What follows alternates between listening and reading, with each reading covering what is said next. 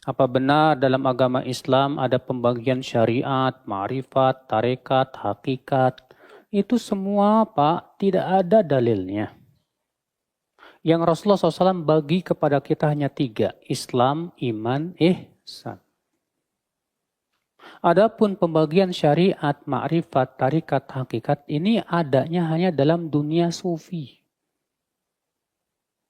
Di mana dalam agama sufi, orang yang masih derajatnya rendah, masih punya kewajiban menjalankan syariat, maka mereka disebut dengan tingkat syariat. Nanti kalau sudah tinggi lagi derajatnya ma'rifat, maka sudah tidak perlu lagi syariat. Makanya tidak aneh dalam dunia sufi, seorang wali tidak perlu terikat dengan ajaran para nabi. Apakah ada dalam Islam tentang syariat, tarekat, dan ma'rifah? Jika ada, tolong dijelaskan, Pak. Ada, itu istilah. Ya, syariat itu ada. Kalau nggak ada syariat, bagaimana kita ibadah? Ya, ada syariat. Syariat itu cara ibadah.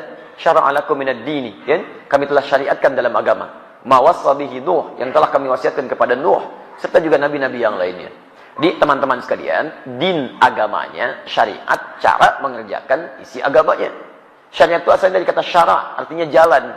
Jalan menuju Allah. Apa bentuk syariat? Syariat itu bentuknya ibadah. Ilmunya disebut dengan fiqih. Di ketika Allah menetapkan agama, Quran surah 3 ayat 19, Inna dina indallahil Islam. Ya, agama yang diridhai oleh Allah itu cuma Islam. Kemudian memberi jalan bagaimana berislam yang baik. Maka diberikan jalan dengan jalan syariat.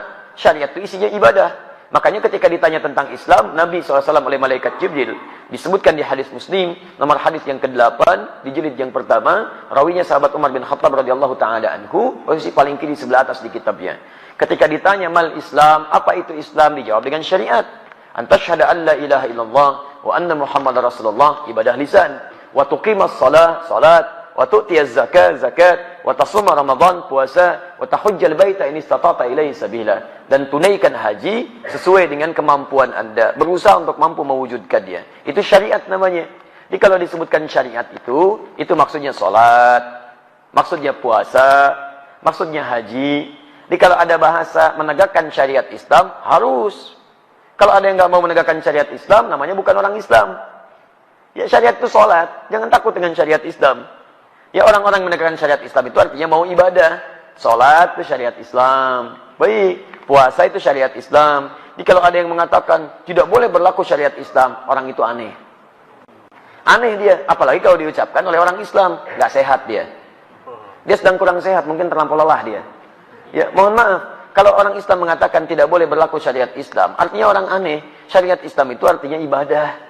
Dia melarang ibadah. Dia teman-teman sekalian, jadi jangan dulu kita terlampau tinggi-tinggi memahami sesuatu. Ingat baik-baik, syariat itu diterapkan sesuai dengan keadaan kita, sesuai dengan tuntutannya. Tuntutan bagi kita personal itu ibadah. Salat itu ibadah, zakat ibadah, puasa ibadah. Ibadah itu diterjemahkan dalam bentuk perilaku. Orang yang salatnya bagus, akhlaknya mulia, kata-katanya bagus. Jadi ketika kata-kata Anda baik itu Anda sedang mengerjakan syariat Islam. Ketika Anda jujur, Anda sedang menegakkan syariat Islam. Ketika Anda tidak korupsi, Anda sedang menegakkan syariat Islam. Jadi kalau ada orang Islam korupsi, dia sedang menentang syariat agama. Ya. Ketika ada orang Islam misalnya bohong, itu sedang menentang syariat agamanya. Jadi kalau syariat dipraktikkan, aman kehidupan dunia ini. Aman. Coba lihat, di Islam itu bunuh saja satu orang. Kata Al-Quran, lihat ya, Quran surah misalnya. Kita ambil Quran surah keempat An-Nisa dari ayat 92. Bahkan 90 sampai 92-nya. Itu kalau orang paham baca ayat ini, maaf ya, lihat baik-baik. Wa may yaqtul mu'minan muta'ammida fajaza'uhu jahannam. Siapa yang sengaja membunuh satu orang saja beriman, satu orang saja, satu orang, maka balasannya neraka jahanam. Awas, khalidan fiha, kekal di dalamnya. Wa ghadiballahu alaihi, Allah murka kepadanya. Wa la'anahu, dilaknat dia. Wa 'adda lahu 'adzaban 'azima. Dan Allah janjikan kepadanya siksa berlipat. Saya mau tanya pada Anda, muslim mana yang bercita-cita masuk neraka jahanam? Muslim mana? Makanya kalau orang benar-benar beriman kepada Allah, Islamnya benar, mau menegakkan syariat, nggak mungkin dia bunuh orang. Mustahil. Demi Allah saya katakan mustahil. Karena ketika mau bunuh, taruhannya neraka jahanam. Jangankan bunuh, maaf, mencela aja dilarang. Quran surah 49 ayat 12. Ya ayyuhalladzina amanu la yaskhar qaumin qaum, jangan saling cela. Jangankan saling cela, matanya aja nggak boleh lihat yang tidak baik. Quran surah 24 ayat 30 untuk laki-laki, 31 untuk perempuan. Ya, jangankan untuk menendang, jalan yang sombong aja nggak boleh. Quran surah 31 ayat 18, wala tamshi fil ardi maraha. Ayo jangankan korupsi, mau curang aja nggak boleh. Wailul lil mutaffifin. Bahkan kata Al-Qur'an, aduh daripada dipakai mencuri, potong aja tangannya.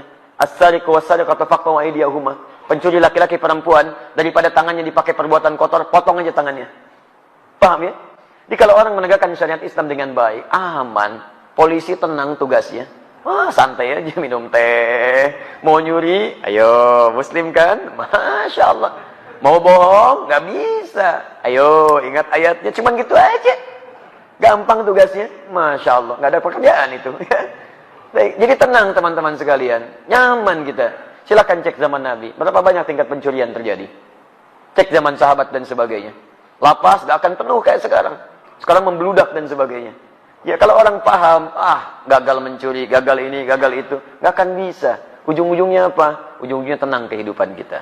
Itu syariat namanya. Baik, cara untuk mengerjakan syariat disebut thariqah. Thariqah itu jalan, cara. Bagaimana caranya? Belajar dengan ilmu. Dengan ilmu. Dulu sahabat ada yang mau sholat, ilmunya belum bagus, belum belajar dia.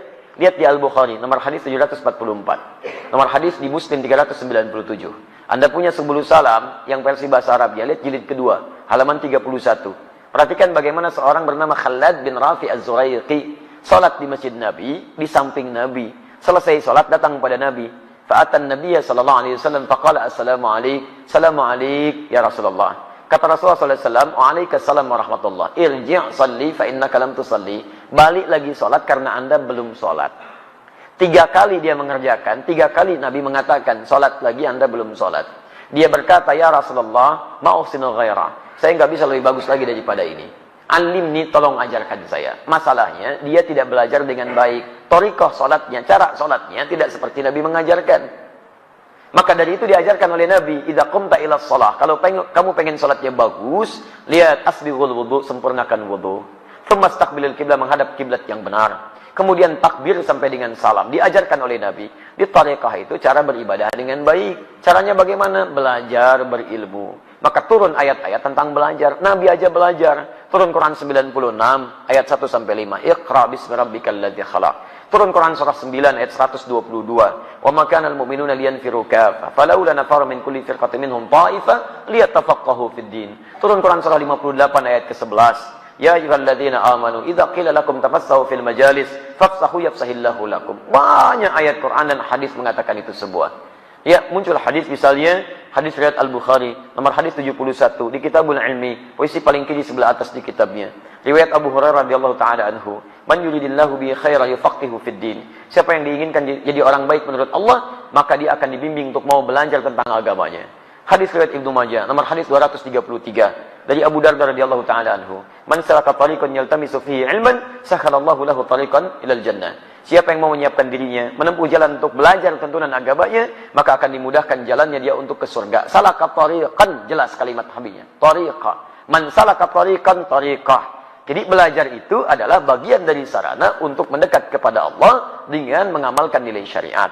Kalau tariqahnya sudah bagus, syariatnya sudah baik, maka ma'rifah dia. Ma'rifah itu kenal dengan Allah baik, kenal dengan dirinya, kenal tugas-tugas hidupnya. Kalau orang sudah kenal dengan Allah, tahu bagaimana sifat Allah, tahu bagaimana memanggil Allah, tahu bagaimana Allah, maka dirinya akan menegakkan syariat dengan benar, menjauhi hal yang dilarang, menegakkan hal yang diperintahkan. Nih, kalau orang kenal Allah, dia mau minum, dia kenal karena Allah itu melihat dirinya.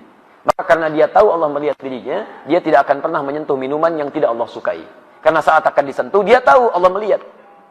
Nih, lihat. Kalau orang kenal dengan Allah, keluar dari masjid, nggak akan mungkin melangkahkan kaki kanan. Terlampau soleh dia.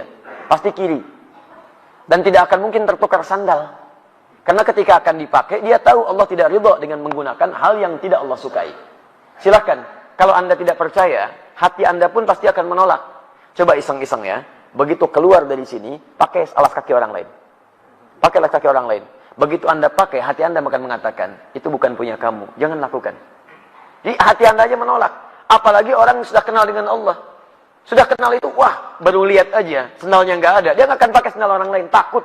Takutnya bukan takut karena yang dipakai bukan punya dia, bukan. Takutnya takut kalau Allah murka dengan diri. Nih lihat, kalau orang kenal dengan Allah, mau sholat aja, persiapannya banyak. Quran surah 7 ayat 31. Ya bani Adam khudhu zinatakum inda kulli masjid. Ya anak cucu Adam, kalau ada panggilan dari masjid, kenakan pakaian terbaikmu. Dia dipanggil, diundang sama manusia. Bahkan cari bahan dulu, dijahit dulu, pakaiannya bagus, ada pakai batik, sepatunya baru berangkat. Dipanggil oleh orang manusia, pakaian bagus. Dipanggil oleh yang menciptakan manusia, bagaimana kira-kira penampilannya? Maka orang yang kenal dengan Allah, dia akan kenakan pakaian terbaiknya. Malu kalau menghadap Allah, pakaiannya tidak disukai oleh Allah Subhanahu wa Ta'ala. Malu kalau bacaannya itu kurang bagus di hadapan Allah. Menghadap pada manusia, bacaan ditata, kadang-kadang bikin konsep. Begitu saya berhadapan dengan manusia, masih pakai konsep juga. Masya Allah. Bahkan antar pemimpin dunia, satu presiden, masih pakai konsep juga. Takut salah. Ya, takut salah. How can you do that? Masya Allah, lihat misalnya kan. Di konsep takut salah, takut keliru. Berhadapan dengan manusia, Anda masih persiapan. Maka bagaimana berhadapan dengan Allah? Maka orang yang kenal Allah, dia akan belajar. Takut kalau baca Al-Fatihah masih berantakan. Takut dengan kalimat. Katanya bernuntut dia bahwa pengen minta beribadah, tidak ada persiapan kita maksimal. Itu yang disebut dengan ma'rifah. Kalau sudah mendapatkan ma'rifah, puncaknya disebut dengan ihsan. Ihsan itu disebut di hadis Muslim, nomor hadis yang ke-8, di Al-Arba'in nomor hadis yang kedua, di lisan Nabi sallallahu alaihi wasallam. Al-ihsanu an ta'budallaha ka'annaka tarahu, fa illam takun tarahu fa innahu yarak. Orang ihsan itu akan menjadikan semua aktivitasnya sebagai ibadah. Makannya ibadah, minumnya ibadah, duduknya ibadah, seakan-akan merasa dipersaksikan oleh Allah. Paham ya? Baik, itulah ada syariat, ada tariqah, ada ma'rifah. Jadi sebetulnya tidak aneh-aneh. Tidak harus kemudian Anda akan mendapatkan ma'rifah. Ya, kalau datang misalnya ke gua, ke gunung sendirian di situ. Istri ditinggalkan, anak gak ada. Mama, papa, mama. Mana papa, mama? Papa sedang ma'rifah. Masya Allah. Baik. Jadi ma'rifah itu tidak harus kemudian kehilangan segala hal dalam urusan dunia. Paham ya? Ya. Allah Ta'ala alam bisawab.